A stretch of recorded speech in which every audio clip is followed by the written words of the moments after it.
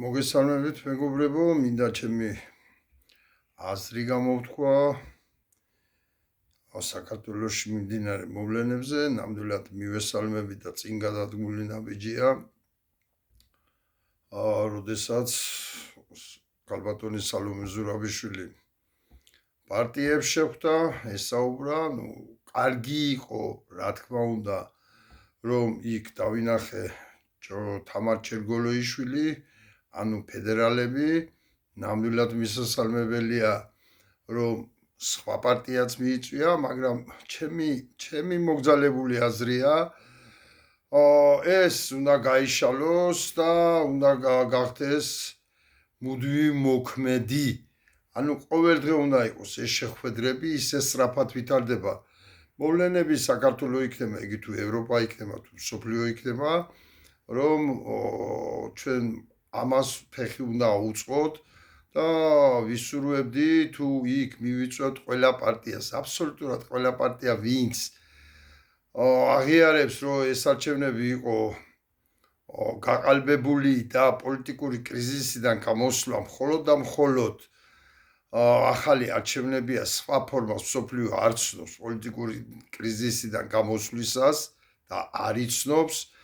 ვინც ამას აღიარებს, ყველა უნდა იყოს მიწეული და ერთხელ და სამუდამოდ რაღაც ორგანო, საკონსულტაციო საბჭო, ეროვნული ასამბლეა, რაც კიდა ის დაერქვას, უნდა დააფუძდეს, სადაც გაერთიანებული იქნებიან, არა მარტო ეს 4 პარტია, ხო უყურებთ რომ და თუნდაც 5. ვამჩნევთ, რომ ამან არაფერი შედეგი არ მოიტანა, მათ ვერ შეძლეთ მიუხედავად დიდი ბრძოლისა და არ ვაკნინებ მათ ბრძოლას, მხოლოდ ამ 4 პარტიამ ვერ შეძლო ხელისუფლების ცვლა და ეს უნდა იყოს ფართე საზოგადოება და პირველ რიგში ახლა მე ვისაც ვესეუბრები ემიგრანტი იქნება თუ სატელეფონო საუბრები საქართველოში ცხოვრებლებს, აქვენ ერთი განცდა, როდესაც შევდივართ დისკუსიაში, ეს პარტიები ახლა ვერ ახერხებენ ერთმანეთთან დაჯდომას და ერთმანეთთან ლაპარაკს და იგულისხმება მარტო 4 არა, აი ბევრი და კოალიციურ მთავრობას როგორ ჩამოაყენებენ, როცა ახლა კრიტიკულ სიტუაციაში ვერ ახერხებენ ერთად დაჯდომას, რაღაც ერთაზე მისვლას, ერთგეგმაზე მისვლას და ამის გაკეთებას ახლა ვერ ახერხებენ, როცა თავზე გვაქვს ქვეყანა ჩამომხობილი და როგორ შეძლებენო და ჩვენ ეს ეჭვები, რა თქმა უნდა გაუფანტოთ მოსახლეობას, ადამიანებს, რათა ისინი გახდნენ უფრო აქტიურნი და კიდევ ერთხელ ვამბობ, ამ ორგანოში უნდა შეიქმნას სხვადასხვა სექციები, საგაბიცო კომიტეტი, უნდა შეიქმნას საკანონმდებლო კომიტეტი, რომლებიც ცვლილებებს მოამზადებს, დაწერილი იქნება, გაწერილი იქნება, რა კანონით ცვლით, რომელიც შეთანხმებული იქნება ვენეციის კომისიასთან, ევროპარლამენტთან და ასე შემდეგ, დაინტერესებული ეუთო იქნება ეს ოდირი თუ ვინც კი დაინტერესებულია საერთოდ და უკვე დადგა ის დრო,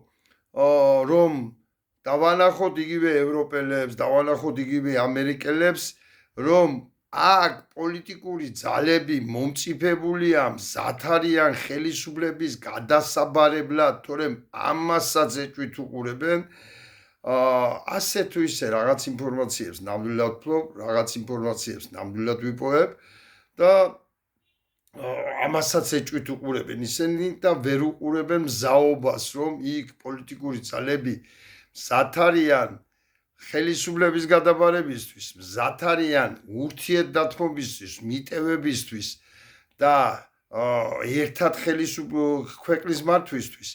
ამას ვერ უყურებენ ნამდვილად და კიდევ ერთხელ საქართველო არ არის მხოლოდ თბილისი და 8 ქალაქით, რომელშიც მუდმივი აქციები იმართება, არ ეყო ხელისუფლების ცვლას. კიდევ ერთხელ უნდა გადავიდეთ და გავფიცოთ ქალაქები, სხვა რაც შეიძლება მეტი 40-30 ქალაქში მაინც უნდა ტარდებოდეს მუდმივი აქციები, ისეთი როგორც თბილისშია, ქუთაისშია, ზუგდიდშია, ბათუმშია, ახალციხეშია, თელავშია და ასე შემდეგ. მაგრამ ეს არ არის საკმარისი. ყველანი უნდა გავფიცოთ და ბოლო დავიწყოთ გაფიცვები, აი მე არ ვიცი რატომ თქვა ამ წუთას არ მიდის ზესტაფონში მუშაობა და ზესტაფონის ფეროს გაფიცვაც ჭიათურასთან სოლიდარობის ნიშნით რატო არ მიდის თუნდაც იმ ჭიათურელ მემაღაროელებთან მუშაობა რომ პოლიტიკური კუთხე მიცენ ამას უკვე всё არ მოიტანა ხო შედეგი ხო დარწმუნდნენ აი ახლა ვეცადოთ რომ ისინი ჩავდოთ პოლიტიკური კუთხით არ ვიცი ესაა ჩემი აზრი თუ თავი მოგაწყინეთ ბოდიში მაგრამ დრო არ ითმეს დრო მუშაობს ქართულ ოცნებაზე სასწრაფოთაა ყველაფერი გასაკეთებელი ძალიან სწრაფად ვითარდება მსოფლიოშიდაც მოვლენები ამას ძალიან კარგად უყურებ თუნდაც გუშინდელი შეხვედრებიც ამტკიცებს უკრაინა ამერიკის და ჩვენც ფეხი უნდა აუწყოთ აუცილებელია ფართე საზოგადოებრივი ინტერესების შემცველი საკოორდინაციო საბჭოს შექმნა რომელიც მუდმივად ყოველდღიურ რეჟიმში იმუშავებს და არა ასე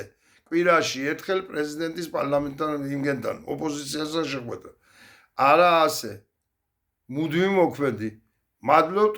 ყურადღებისათვის